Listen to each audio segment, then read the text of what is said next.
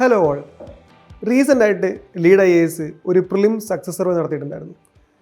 ഈ സക്സസ് സർവേയിൽ പങ്കെടുത്ത ആൾക്കാരെല്ലാം തന്നെ ഒന്നോ അതിലധികമോ തവണ പ്രിലിംസ് ക്ലിയർ ചെയ്ത ആസ്പിറൻസ് ആയിരുന്നു. സോ ഈ സർവേയുടെ റിസൾട്ട്സ് ഭയങ്കര പ്രഡിക്റ്റബിൾ ആയിരുന്നു.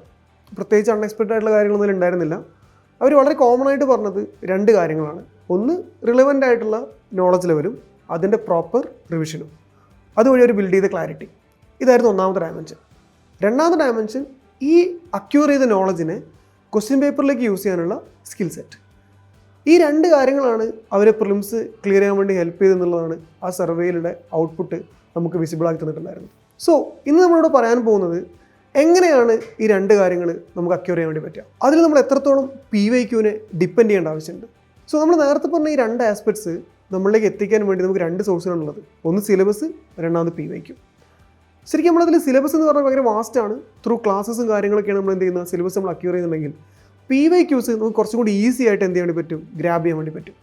സോ UPSC ക്ലാസിക്സ് എന്ന് പറയുന്ന ലീഡ് IASന്റെ പ്രോഗ്രാം ഉദ്ദേശിക്കുന്നത് PYQസിലൂടെ എങ്ങനെയാണ് നമുക്ക് റിലവൻ്റ് ആയിട്ടുള്ള കണ്ടന്റ് മാപ്പ് ചെയ്യാൻ പറ്റുന്നത്, അതുപോലെ തന്നെ എങ്ങനെയാണ് നമുക്ക് ക്വസ്റ്റ്യൻസ് വളരെ ഫൈനായിട്ട് സോൾവ് ചെയ്യാൻ വേണ്ടി പറ്റുന്നത്. സോ നമുക്ക് ഈ രണ്ട് കാര്യങ്ങൾ നോക്കി നോക്കാം.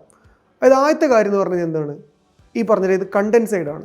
അതായത് എങ്ങനെയാണ് PYQs വെച്ചിട്ട് നമുക്ക് റിലവൻ്റ് ആയിട്ടുള്ള ഒരു കണ്ടന്റ് നമുക്ക് സെറ്റ് ചെയ്യാൻ വേണ്ടി പറ്റുന്നത്. അതിന് പല സബ് ഡയമെൻഷൻസ് ഉണ്ട്. ഇപ്പോൾ നമ്മൾ ഉദാഹരണം പറയുകയാണെന്നുണ്ടെങ്കിൽ നമുക്ക് ഒരു കഴിഞ്ഞ 10 വർഷത്തിലെ PYQ അനലൈസ് ചെയ്യുന്ന വഴി നമുക്ക് പ്രോപ്പറായിട്ട് UPSC ക്വസ്റ്റ്യൻസിൻ്റെ പാറ്റേൺ ഡിസിഫർ ചെയ്യാൻ വേണ്ടി പറ്റും. അതായത് ഏതെല്ലാം ടോപ്പിക്സ് ആണ് പ്രയോറിറ്റി ആയിട്ട് ചോദിക്കുന്നത്, ഏതെല്ലാം സബ്ജക്ട്സ് ആണ് കൂടുതൽ ക്വസ്റ്റ്യൻസ് വരുന്നത്. ഫോർ എക്സാമ്പിൾ പറയുകയാണെങ്കിൽ ഇപ്പോൾ പൊളിറ്റി, എക്കണോമി, എൻവയോൺമെൻറ്റ്, ഇതിൽ നിന്നാണ് ഏറ്റവും കൂടുതൽ പ്രിലിംസ് ക്വസ്റ്റ്യൻസ് വരാറുള്ളത്. അതിൽ തന്നെ നമ്മൾ നോക്കുകയാണെങ്കിൽ ചില ടോപ്പിക്സിന് ഭയങ്കരമായിട്ടുള്ള വെയിറ്റേജ് ഉണ്ടായിരിക്കും, റിലേറ്റീവ് വെയിറ്റേജ് ഉണ്ടായിരിക്കും. ഇപ്പോൾ പൊളിറ്റിയിലുള്ള പാർലമെൻറ്റ്, ഫണ്ടമെൻ്റൽ റൈറ്റ്സ്, അതുപോലെ തന്നെ എൻവയോൺമെൻറ്റിലുള്ള biodiversity, especially species, protection measures, ഇതിനെല്ലാം ഹൈ വെയിറ്റേജ് ഉണ്ട്. So first and foremost thing, ഏറ്റവും ഇമ്പോർട്ടൻ്റ് ആയ കാര്യം എന്ന് പറഞ്ഞു കഴിഞ്ഞാൽ പാറ്റേൺസ് ഡിസിഫർ ചെയ്യുക, പ്രയോറിറ്റി ഏരിയാസ് ഐഡൻറ്റിഫൈ ചെയ്യുക എന്നുള്ളതാണ് ഒന്നാമത്തെ ഡയമെൻഷൻ എന്ന് പറയുന്നത്. രണ്ടാമത്തെ കാര്യം എന്ന് പറഞ്ഞു കഴിഞ്ഞാൽ നമുക്കിപ്പോൾ എത്ര പാറ്റേൺ ഡിസിഫർ ചെയ്താലും എത്ര പ്രയോറിറ്റി ഏരിയ നോക്കിയാലും നമ്മൾ മനസ്സിലാക്കേണ്ട അടുത്തൊരു കാര്യം എന്ന് പറഞ്ഞാൽ UPSCയുടെ ലാംഗ്വേജ് എങ്ങനെയാണ് UPSC ക്വസ്റ്റ്യൻസ് ഫ്രെയിം ചെയ്തിരിക്കുന്നത്.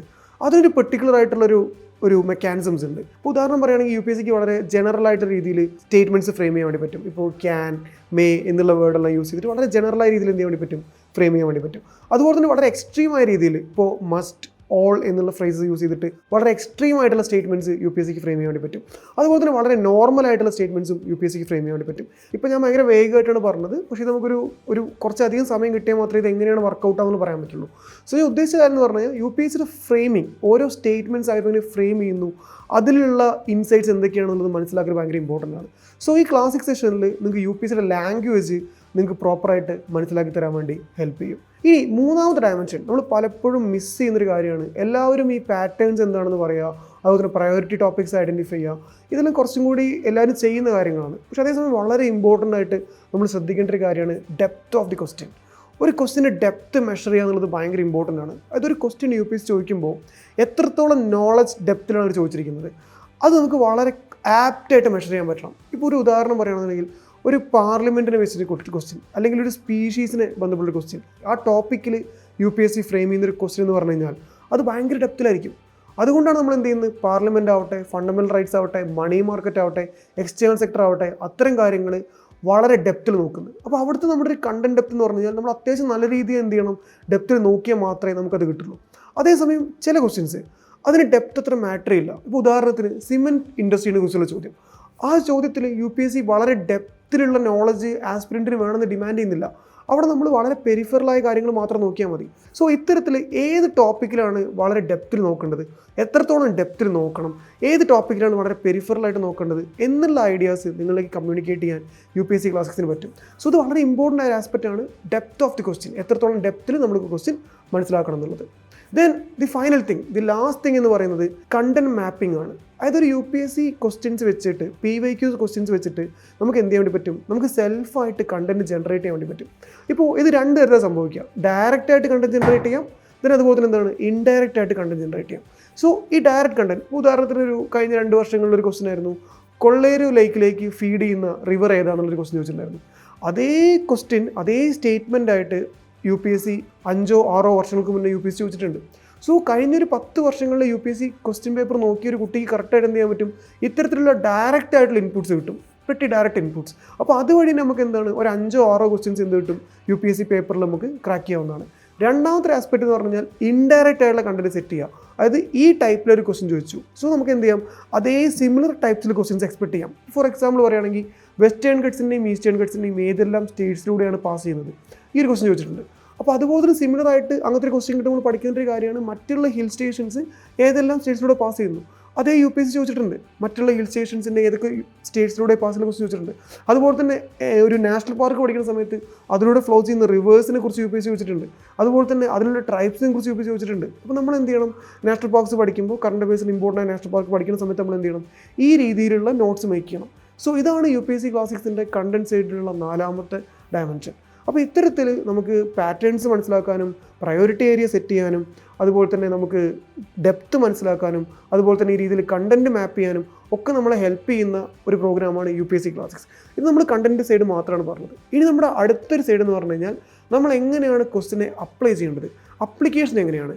ഈ അപ്ലിക്കേഷൻ എന്ന് പറയുന്ന സംഭവത്ത് പലപ്പോഴും കുട്ടികൾക്ക് പറ്റുന്നൊരു മിസ്റ്റേക്ക് എന്ന് പറഞ്ഞു കഴിഞ്ഞാൽ ഭയങ്കര റിക്കറൻ്റ് ആയിട്ട് റിക്കളക്ട് ചെയ്യാനുള്ള ടെൻഡൻസി സ്റ്റുഡൻസിന് കൂടുതലായിരിക്കും. അതൊരു ക്വസ്റ്റ്യൻ കിട്ടിക്കഴിഞ്ഞാൽ അവർ ഡയറക്റ്റായിട്ട് എന്ത് ചെയ്യും, ഇത് ഞാൻ എവിടെയാണ് പഠിച്ചത്, ഏത് ബുക്കിലാണ് പഠിച്ചത്, ഏത് മെറ്റീരിയലാണ് വായിച്ചത്, ഏത് ഫാക്കൽറ്റിയാണ് എനിക്ക് പറഞ്ഞതെന്ന് എന്നുള്ള റിക്കളക്ഷൻ പ്രോസസ്സ് മാത്രമേ നടക്കുള്ളൂ. റിക്കളക്ഷൻ തെറ്റാണെന്നുള്ളതല്ല. അങ്ങനെ റിക്കളക്ട് ചെയ്തിട്ട് നിങ്ങൾക്ക് ആൻസർ കിട്ടുന്നുണ്ടെങ്കിൽ ദാറ്റ്സ് ഫൈൻ. പക്ഷേ നിങ്ങൾക്ക് ആൻസർ കിട്ടുന്നില്ലെങ്കിൽ വീണ്ടും നിങ്ങൾ എന്ത് ചെയ്യരുത്, ആ മെമ്മറി ലൂപ്പ് തന്നെ സ്റ്റക്ക് ആവാൻ പാടില്ല. നമ്മൾ എന്ത് ചെയ്യണം, അതിന് പുറത്തേക്ക് വരാൻ നമുക്ക് സാധിക്കണം. അപ്പോൾ പ്രധാനമായിട്ട് UPSC ക്ലാസിക്സിൻ്റെ അപ്ലിക്കേഷൻ ഫോക്കസ് ചെയ്യുന്ന 2 ആസ്പെക്ട്സിലാണ്. നമ്മുടെ തോട്ടിനെ എക്സ്പാൻഡ് ചെയ്യാനും അതുപോലെ തന്നെ നമ്മുടെ തോട്ടിനെ ഡൈവേഴ്സിഫൈ ചെയ്യാനും. സോ ഈ തോട്ട് എക്സ്പാൻഷൻ തോട്ട് ഡൈവേഴ്സിഫിക്കേഷൻ പ്രോസസ്സാണ് നിങ്ങളെ ക്ലാസിക്സിൽ പഠിപ്പിക്കുന്നത്. അത് നമുക്ക് ഒരുപാട് മെക്കാനിസംസ് ഉണ്ട്. ഇപ്പോൾ ഉദാഹരണം പറയുകയാണെങ്കിൽ വേർഡ് ഡീകൺസ്ട്രക്ഷൻ മെക്കാനിസം ഉണ്ട്. ഒരു വേർഡ് കിട്ടിക്കഴിഞ്ഞാൽ നമ്മൾ എന്ത് ചെയ്യും, ഡീകൺസ്ട്രക്ട് ചെയ്തിട്ട് നമ്മളതിൻ്റെ മീനിങ് മനസ്സിലാക്കും. ഇപ്പോൾ നെറ്റ് മീറ്ററിംഗ് എന്ന് പറയുമ്പോൾ നെറ്റിൻ്റെ മീനിങ് എന്താണ്, മീറ്ററിങ്ങിൻ്റെ മീനിങ് എന്താണ്, ഇത് വെച്ച് നമ്മൾ എന്ത് ചെയ്യും, ആൻസറിലേക്ക് ലിങ്ക് ചെയ്യാൻ വേണ്ടി ശ്രമിക്കും. ദെൻ സ്റ്റേറ്റ്മെൻറ്റ് ക്വസ്റ്റ്യൻ ആണെങ്കിൽ നമുക്ക് പോസിറ്റീവ് അപ്രോച്ച് ചെയ്യുന്ന മെക്കാനിസംസ് ഉണ്ട്, അതുപോലെ ഗ്രൂപ്പ് ചെയ്യുന്ന മെക്കാനിസംസ് ഉണ്ട്, കോൺട്രഡിക്ഷൻ കണ്ടുപിടിക്കുന്ന മെക്കാനിസംസ് ഉണ്ട്, ലോജിക്കൽ ഡിഡക്ഷൻസ് മെക്കാനിസംസ് ഉണ്ട്. ഇങ്ങനെ ഒരുപാട് മെക്കാനിസംസ് നമുക്കുണ്ട്. സോ ഇത്തരത്തിലുള്ള ഒരു ഡിഫറെൻറ്റ് സെറ്റ്സ് ഓഫ് മെക്കാനിസത്തിലൂടെ നിങ്ങളുടെ തോട്ട് എങ്ങനെയാണ് എക്സ്പാൻഡ് ചെയ്യേണ്ടത്, എങ്ങനെയാണ് ഡൈവേഴ്സിഫൈ ചെയ്യേണ്ടത് എന്നൊരു ആംഗിളും നിങ്ങൾക്ക് ക്ലാസിക് സെഷൻ തരും. സോ നമ്മൾ ക്യുമുലേറ്റ് ചെയ്ത് പറയുകയാണെന്നുണ്ടെങ്കിൽ ക്ലാസിക് സെഷൻ നിങ്ങളെ എംപവർ ചെയ്യുന്നത് ഒരേ സമയം എങ്ങനെയാണ് കണ്ടന്റ് മാപ്പ് ചെയ്യേണ്ടത്, UPSCക്ക് വേണ്ടിയിട്ടുള്ള റിലവൻറ്റ് കണ്ടന്റ് എങ്ങനെ മാപ്പ് ചെയ്യണം എന്നുള്ളതും അതുപോലെ തന്നെ എങ്ങനെയാണ് UPSCക്ക് വേണ്ടിയിട്ടുള്ള ലോജിക്കൽ സ്കിൽസ് ഡെവലപ്പ് ചെയ്യേണ്ടത് എന്നുള്ളതാണ്. ഈ 2 കാര്യങ്ങളും സോൾലി എന്തിനായിരിക്കും ഡിപ്പെൻഡ് ചെയ്യുന്നതായിരിക്കുക, PYQനായിരിക്കും ഡിപ്പെൻഡ് ചെയ്യുന്നതായിരിക്കുക. ഇത്തരത്തിലാണ് ക്ലാസിക് സെഷൻ നിങ്ങളുടെ പ്രിപ്പറേഷൻ ഫേസിനെ വളരെ ഈസി ആക്കാൻ വേണ്ടി ഹെൽപ്പ് ചെയ്യുന്നത്. സോ ഇനി നമുക്ക് ഇതിൻ്റെ ഡെമോൺസ്ട്രേഷൻ, നമുക്ക് ഒരുപാട് level of types of questions ഉണ്ട്. നമുക്ക് ഒരു ക്വസ്റ്റ്യൻ എടുക്കുന്ന വഴി ഈ കാര്യങ്ങളെല്ലാം പറയാൻ പറ്റില്ല. എന്നാൽ ഇതിൻ്റെ ഒരു ഡെമോ കാണിക്കാൻ വേണ്ടിയിട്ട് ഒരു ക്വസ്റ്റ്യൻ നമുക്ക് എന്ത് ചെയ്യാം, ഒന്ന് ക്രാക്ക് ചെയ്ത് നോക്കാം. ഈ 2 സൈഡും കണ്ടന്റ് സൈഡും അതുപോലെ തന്നെ ഈ പറഞ്ഞിരിക്കുന്ന അപ്ലിക്കേഷൻ സൈഡും വെച്ചിട്ട് ഈ ക്വസ്റ്റ്യൻ എങ്ങനെയാണ് ക്രാക്ക് ചെയ്യുന്നത് നമുക്ക് ജസ്റ്റ് ഒന്ന് നോക്കി നോക്കാം. ഇപ്പോൾ നമുക്ക് ഈ ഒരു ക്വസ്റ്റ്യൻ നോക്കി നോക്കാം. ഈ ക്വസ്റ്റ്യൻ എന്ന് പറഞ്ഞാൽ with reference to history of India, Ulgulan or the great tumult is the description of which of the following events. അതിലൊരു കുറേ റിവോൾട്ട് വന്നിട്ടുണ്ട്. Revolt of 1857, Mappila revolt 1921, indigo revolt, Munda revolt of 1899, ഇങ്ങനെ കുറേ റിവോൾട്ട് വന്നിട്ടുണ്ട്. സോ നമുക്കൊരു 2 സൈഡ് എടുക്കാം. ഒന്ന് കണ്ടന്റ് സൈഡ് എടുക്കാം. ഓക്കെ, അപ്പോൾ കണ്ടന്റ് സൈഡ് എടുക്കുന്ന സമയത്ത് നമുക്ക് വേണ്ടത് ഒരാൾ ഒരു റിവോൾട്ട് പഠിക്കുക എന്ന് പറയുമ്പോൾ, അല്ലെങ്കിൽ ഇതെല്ലാം ഒരു സെയിം തീം തന്നെ വെച്ചിരിക്കുന്നത്. ഓക്കെ, റിവോൾട്ട്സ് ആൻഡ് റെബലിയൻസ്, അത് പെസൻ്റ് ആവാം അല്ലെങ്കിൽ എന്താവാം, ട്രൈബ് ആവാം, വാട്ട് എവർ ഇറ്റ് ഈസ്. അപ്പോൾ നമ്മളത് പഠിക്കുന്ന സമയത്ത് നമ്മൾ ബേസിക്കായിട്ട് പഠിക്കുന്ന കുറച്ച് ഡയമെൻഷൻസ് ഉണ്ട്. ഒന്ന് വൈ ആസ്പെക്റ്റ് ആണ്, എന്തുകൊണ്ടാണ് ആ റിവോൾട്ട് ഉണ്ടായത്. ഓക്കെ, ഇതിൻ്റെ വാട്ട് ആസ്പെക്റ്റ് ആണ്, എന്തായിരുന്നു റിവോൾട്ട്, അതിൻ്റെ ബേസിക് കോഴ്സ് ഓഫ് ആക്ഷൻ എന്തായിരുന്നു, അതിലെ മേജർ ലീഡേഴ്സ് ആരൊക്കെയായിരുന്നു, ഏത് റീജിയനിലാണ് നടന്നത്. ഇത്ര വളരെ ഫണ്ടമെൻ്റൽ കാര്യങ്ങൾ മാത്രമേ നമ്മൾ നോക്കുള്ളൂ. അപ്പോൾ കുറച്ച് ഇമ്പോർട്ടൻ്റ് ആയിട്ടുള്ള റിവോൾട്ടാണ്, കുറച്ചധികം നമ്മൾ ഹിസ്റ്ററിയിൽ വരുന്ന കാര്യമാണെങ്കിൽ ചിലപ്പോൾ നമ്മൾ അതിൻ്റെ കോഴ്സ് ഓഫ് ആക്ഷൻ കുറച്ച് ഡീറ്റെയിൽ ആയിട്ട് നോക്കും. അതർവൈസ് നമ്മൾ ജസ്റ്റ് നോക്കാൻ പോകുകയെന്ന് പറഞ്ഞു കഴിഞ്ഞാൽ അതിന് മേജർ ലീഡർ ആരായിരുന്നു, ചിലപ്പോൾ ചില റിവോൾട്ട്സിന് മേജർ ലീഡേഴ്സ് ഉണ്ടാവില്ല, അപ്പോൾ നമ്മൾ സ്കിപ്പ് ചെയ്യും. ഓക്കെ, ഏത് തീമിലാണ് വരുന്നത്, അതൊരു ട്രൈബൽ റിവോൾട്ടാണോ, അതൊരു പെസൻറ്റ് റിവോൾട്ടാണോ, ഏത് റീജിയനിലാണോ വന്നത്, ഇത്ര മാത്രമേ നമ്മൾ നോക്കുള്ളൂ. വളരെ ബേസിക് ആയിട്ടുള്ള ആസ്പെക്ട്സ് നമ്മൾ നോക്കാം. ഓക്കെ, അപ്പോൾ അവിടെയും നമ്മൾ എന്ത് ചെയ്യണം, ആ കണ്ടന്റ് മാപ്പിംഗ് ഇമ്പോർട്ടൻ്റ് ആണ്. ഇപ്പോൾ ചില റിവോൾട്ട്, ഇപ്പോൾ 80% റിവോൾട്ടിന് ഭയങ്കര സിഗ്നിഫിക്കൻസ് ഉള്ളതുകൊണ്ട് നമ്മൾ കുറച്ചധികം നോക്കും. അതേസമയം നമ്മൾ നേരെ മറിച്ച് മറ്റത്ര ഇമ്പോർട്ടൻ്റ് അല്ലാത്ത റിവോൾട്ട്സ് നോക്കുന്ന, ഇപ്പോൾ കോലി റിവോൾട്ട്സ് നോക്കുകയാണെങ്കിൽ അത് ജസ്റ്റ് നമ്മൾ റീജിയനും എന്തെങ്കിലും ലീഡർഷിപ്പും മാത്രമേ നോക്കുള്ളൂ. അപ്പോൾ ഇതാണ് നമ്മളൊരു ബേസിക്കായിട്ട് മനസ്സിലാക്കുന്ന ഒരു കാര്യം. അപ്പോൾ ഇത് ഒരു ബേസിക്കായി കുട്ടികളത് പഠിച്ചിട്ടുണ്ടായിരിക്കും, അതറിയാം. then രണ്ടാമത് ഇതിനെ കറണ്ട് അഫയേഴ്സിലേക്ക് എന്ത് ചെയ്യാൻ പറ്റണം, ലിങ്ക് ചെയ്യാൻ വേണ്ടി പറ്റണം. അപ്പോൾ ഇതിന് കറണ്ട് അഫയേഴ്സിലേക്ക് ലിങ്ക് ചെയ്യാന്ന് പറയുന്ന സമയത്ത് ഒരു ശ്രദ്ധിക്കേണ്ട ഒരു കാര്യം എന്ന് പറഞ്ഞു കഴിഞ്ഞാൽ, ഇവിടെ ഈ പറഞ്ഞിരിക്കുന്ന റിവോൾട്ടുകളുണ്ട്. ഇപ്പോൾ revolt 1857, Mappila rebellion, indigo revolt, Birsa Munda revolt, ഇതിൽ നമുക്ക് നോക്കിയാൽ ശരിക്കും മനസ്സിലാവും ബിർസ മുണ്ട എന്ന് പറയുന്ന റിവോൾട്ടിൽ ശരിക്കും എന്തുണ്ടായെന്ന് വെച്ച് കഴിഞ്ഞാൽ അതിന് ന്യൂ പാർലമെൻറ്റ് ബിൽഡിംഗ് ഉണ്ടായ സമയത്ത് അവിടെ സ്റ്റാച്യു എല്ലാം ഉണ്ടാക്കിയ സമയത്ത് അതിൽ ബിർസാ മുണ്ട സ്റ്റാച്യു ഉണ്ടാക്കുകയും അതുവഴി ബിർസാ മുണ്ട ഒരുപാട് ന്യൂസ് പേപ്പറിൽ വരികയും ചെയ്തിട്ടുണ്ടായിരുന്നു. അപ്പോൾ നമുക്ക് മനസ്സിലാക്കാൻ പറ്റണം ഇതൊരു പാർലമെൻറ്റുമായിട്ടും കണക്ഷൻ ഉണ്ട്, അതുപോലെ തന്നെ ഹിസ്റ്ററിയായിട്ടും കണക്ഷൻ ഉണ്ട്. അപ്പോൾ ആ ഒരു ഇൻഫർമേഷൻ, ആ ഒരു നോളജ് വളരെ പ്രയോറിറ്റൈസ്ഡ് ആണെന്നുള്ള ഒരു ഐഡിയ ഈ കുട്ടിക്ക് ഉണ്ടാവണം. അങ്ങനെ കണ്ടന്റ് സൈഡിൽ ഭയങ്കര സ്ട്രോങ് ആയൊരു വ്യക്തി ആ ഇൻഫർമേഷനെ കണ്ടിന്യൂസ്ലി റിവിഷൻ ചെയ്യുകയും അത് അവരുടെ തലയിലേക്ക് എത്തുകയും ചെയ്യും. അപ്പോൾ അങ്ങനത്തെ ഒരാളെ സംബന്ധിച്ച് അയാൾ എന്ത് ചെയ്യും, ആ റിവോൾട്ടിനെ കുറിച്ച് കുറച്ചും കൂടി എക്സ്ട്രാ ഡെപ്തിൽ വായിക്കാൻ ശ്രമിക്കും. കാരണം എന്താണ്, അത് ഓൾറെഡി സിലബസിലുള്ളൊരു കാര്യമാണ്, അതിന് കറണ്ട് അഫയേഴ്സിന് നല്ല രീതിയിലൊരു സിഗ്നിഫിക്കൻസും ഉണ്ട്. അപ്പോൾ എന്ത് ചെയ്യും, അതിനെ കുറച്ചും കൂടി എക്സ്ട്രാ ഫീച്ചേഴ്സും കാര്യങ്ങളും എന്ത് ചെയ്യും, ഒരു എക്സ്പ്ലോറേറ്ററി വേയിൽ എന്ത് ചെയ്യും, ഒരു ക്യൂരിയസ് വേയിൽ ആ കുട്ടി സെർച്ച് ചെയ്യും. അങ്ങനെ നോക്കിയൊരു കുട്ടി ഈ ടേം ഉറപ്പായിട്ടും കാണും. ഈ പറഞ്ഞ ഉലൂഗ്ലാൻ ഓർ ഗ്രേറ്റ് തുമ്പിൾട്ട് എന്ന് പറയുന്നത് ബിർസാ മുണ്ടയോട് ബന്ധപ്പെട്ടതാണ്. അത് നന്നായിട്ട് റിവിഷനും കൂടി ചെയ്ത് കഴിഞ്ഞാൽ എന്ത് കിട്ടും, ആ കുട്ടിക്ക് അതിൻ്റെ ആൻസർ ക്രാക്ക് ചെയ്യാൻ വേണ്ടി പറ്റും. അപ്പോൾ ഒന്നാമത്തെ ഡയമെൻഷനിൽ, അതായത് പറഞ്ഞ കണ്ടന്റ് സൈഡിൽ വളരെ സ്ട്രോങ് ആയൊരു കുട്ടി, ഇങ്ങനെ കണ്ടന്റ് മാപ്പ് ചെയ്യാൻ അറിയുന്നൊരു ആസ്പിരൻറ്റ്, ആ കുട്ടിക്ക് പ്രോപ്പറായിട്ട് ഈ പറഞ്ഞ ഡയമെൻഷനിൽ മാപ്പ് ചെയ്ത് എന്ത് കിട്ടും, കറക്റ്റായിട്ട് ആൻസറിലേക്ക് എത്തിക്കാൻ വേണ്ടി പറ്റും. എന്നാൽ ചില ആൾക്കാർക്ക് ഇത്ര സോൾഡ് ആയിട്ടുള്ള കണ്ടന്റ് മാപ്പിംഗ് സ്ട്രാറ്റജീസ് അറിയേണ്ടായിരിക്കില്ല. ഇവരെന്താ ചെയ്യാന്ന് വെച്ച് കഴിഞ്ഞാൽ ഇവരെ സംബന്ധിച്ച് ഇവർ അപ്ലിക്കേഷനിലായിരിക്കും മാസ്റ്റർ ചെയ്യുന്നുണ്ടായിരിക്കാം. അപ്പോൾ അങ്ങനത്തെ ആൾക്കാരെ സംബന്ധിച്ച് ഈ റിവോൾട്ട് 57 ബേസിക്കായിട്ട് സ്പെക്ട്രത്തിൽ പറയുന്ന കുറച്ച് കാര്യങ്ങൾ അറിയായിരിക്കും. മാപ്പിള റെബലിയനിലും കുറച്ച് എന്താണ് സംഭവം എന്ന് അറിയായിരിക്കും. അതുപോലെ തന്നെ ഇൻഡിഗോ റിവോൾട്ട് എന്താണെന്ന് അറിയായിരിക്കും. മുണ്ട റിവോൾട്ട് എന്താണ് കാര്യം, ജസ്റ്റ് കുറച്ച് ബേസിക് ആയിട്ടുള്ള ഒരു നോളജിൽ നിന്ന് കിട്ടുന്ന കാര്യം അറിയായിരിക്കും. അത് അത്യാവശ്യം രീതിയിൽ റിവൈസ് ചെയ്തിട്ടുണ്ടായിരിക്കും. ഇത് മാത്രമേ അറിയുണ്ടാവുള്ളൂ. ഇനി നോക്കുമ്പോൾ ഇവിടെ ഉലൂഗ്ലാനും അല്ലെങ്കിൽ ഗ്രേറ്റ് തുമ്പിൾട്ട് എന്നുമാണ്. സോ ഈ ഗ്രേറ്റ് തുമ്പിൾട്ട് എന്നെല്ലാം പറയുന്ന സമയത്ത് അത് ഇൻഡിക്കേറ്റ് ചെയ്യുന്നത് ഒരു സിംഗിൾ ഇൻഡിവിജ്വലിലേക്കാണ്, ഗ്രേറ്റ് ആയിട്ടുള്ള ഒരു സിംഗിൾ ഇൻഡിവിജ്വൽ.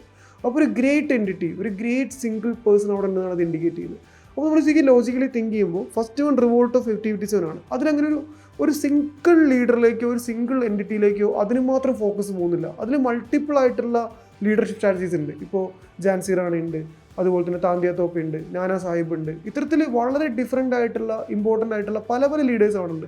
അതിൽ നമുക്ക് ഒരാൾക്ക് മാത്രം ഒരു എക്സ്ട്രാ ഓർഡിനറി ഗ്രേറ്റ്നെസ് പ്രൊവൈഡ് ചെയ്യാൻ പറ്റില്ല. ആ സെൻസിൽ നമുക്ക് എന്ത് ചെയ്യാൻ പറ്റും, റിവോൾട്ട് ഓഫ് 57 കട്ട് ചെയ്യാൻ വേണ്ടി പറ്റും. രണ്ടാമത് വരുന്നത് മാപ്പിള റെബലിയനാണ്. അതിന് നമ്മളൊരു ഗ്രേറ്റ് എന്ന് വിളിക്കുന്ന തരത്തിലേക്കുള്ള അത്രയും വലിയൊരു ലീഡർഷിപ്പുകൾ നമുക്ക് കാണാൻ വേണ്ടി പറ്റില്ല. അതുപോലെ തന്നെ ഇൻഡിഗോ റിവോൾട്ടും അതുപോലെ തന്നെയാണ്. ആ രീതിയിൽ വളരെ ഗ്രേറ്റ് ആയിട്ടുള്ള ലീഡർഷിപ്സ് ഇൻഡിഗോ റിബലിൽ നമുക്ക് കാണാൻ പറ്റുന്ന കാര്യമല്ല. അതേസമയം ബിർസാ മുണ്ട റിവോൾട്ട് നോക്കുമ്പോൾ അവിടെ ഗ്രേറ്റ് ആയിട്ടുള്ള ഒരു വ്യക്തി ഉണ്ട്. ആ ഗ്രേറ്റ് ആയിട്ടുള്ള വ്യക്തി ബിർസാ മുണ്ടയാണ്. അതുകൊണ്ടാണ് ആ റിവോൾട്ടിൻ്റെ പേര് തന്നെ ആ ഒരാളിൽ നിൽക്കുന്നത്, ബിർസാ മുണ്ട. അപ്പോൾ ഈ ഗ്രേറ്റ് തുമ്പിൾട്ട് എന്ന് പറയുന്ന ഒരു ആംഗിൾ നമുക്ക് എങ്ങോട്ട് കണക്ട് ചെയ്യാൻ വേണ്ടി പറ്റും, ഈ ബിർസാ മുണ്ടിലേക്ക് കണക്ട് ചെയ്യാൻ പറ്റും. അതുവഴി നമുക്ക് ആൻസർ എന്തെടുക്കാം, ഡി എടുക്കാൻ വേണ്ടി പറ്റുകയും ചെയ്യും. അപ്പോൾ ഞാൻ പറഞ്ഞത് ഈ രണ്ട് ഡയമെൻഷനിലും ക്വസ്റ്റ്യൻ ക്രാക്കിംഗ് പോസിബിൾ ആണ്. അത് നിങ്ങൾ ഭയങ്കര ഷാർപ്പായിട്ട് കണ്ടന്റ് മാപ്പ് ചെയ്യുന്നൊരു വ്യക്തിയാണ്. നിങ്ങൾക്ക് PYQ വെച്ചിട്ട് അറിയാം എവിടേക്കാണ് ട്രൈബൽ റിവോൾട്ട് ചോദ്യങ്ങൾ ചോദിച്ചിട്ടുണ്ട്. സിലബസിൽ ട്രൈബൽ റിവോൾട്ട് ഉണ്ട്. അപ്പോൾ അത് കറണ്ട് അഫയേഴ്സിലേക്ക് മാപ്പ് ചെയ്യുന്ന സമയത്ത് അത് എക്സ്ട്രാ ഓർഡിനറി ആയിട്ട് പഠിക്കണം, അതിൽ കുറച്ച് അധികം സെർച്ച് ചെയ്യണം, അതുപോലെ തന്നെ ചെയ്യണം, അതിന് നോട്ട് പ്രയോറിറ്റൈസ് ചെയ്യണം എന്ന രീതിയിൽ കണ്ടന്റ് മാപ്പ് ചെയ്യാൻ ഷാർപ്പ് സ്കില്ലുള്ള ഒരാൾക്കും ഇത് പാസ്സാവാം. എന്നാൽ അത്ര കണ്ടന്റ് മാപ്പ് ചെയ്യാത്ത ഒരാൾ ഒരു ബേസിക് കാര്യം മാത്രമേ പഠിച്ചിട്ടുള്ളൂ, അത്രത്തോളം കറണ്ട് അഫയേഴ്സിൽ ഫോക്കസ് ചെയ്യുക, അത്രമാത്രം എക്സ്പ്ലോറേറ്റ് ചെയ്ത് പഠിച്ചിട്ടില്ല, ബട്ട് നല്ല രീതിയിലുള്ള അപ്ലിക്കേഷൻ സ്കിൽസ് ഇട്ട് ഒരാൾക്ക് എന്ത് ചെയ്യാൻ പറ്റും, ഇത് ക്രാക്ക് ചെയ്യാൻ വേണ്ടി പറ്റും. അപ്പോൾ ഇതിൻ്റെ ഒരു ബ്ലെൻഡാണ് ക്ലാസിക് സെഷൻ നിങ്ങളിലേക്ക് മുന്നോട്ട് വയ്ക്കുന്നത്. ഒരേ സമയം PYQ ബേസ് ചെയ്തിട്ട് കണ്ടന്റിനെ മാപ്പ് ചെയ്യാനും അതേസമയം PYQs വെച്ചുകൊണ്ട് ക്വസ്റ്റ്യൻ സോൾവിങ് സ്കിൽസ് നിങ്ങളിലേക്ക് എത്തിക്കാനും ക്ലാസിക് സെഷൻ നിങ്ങളെ ഹെൽപ്പ് ചെയ്യും.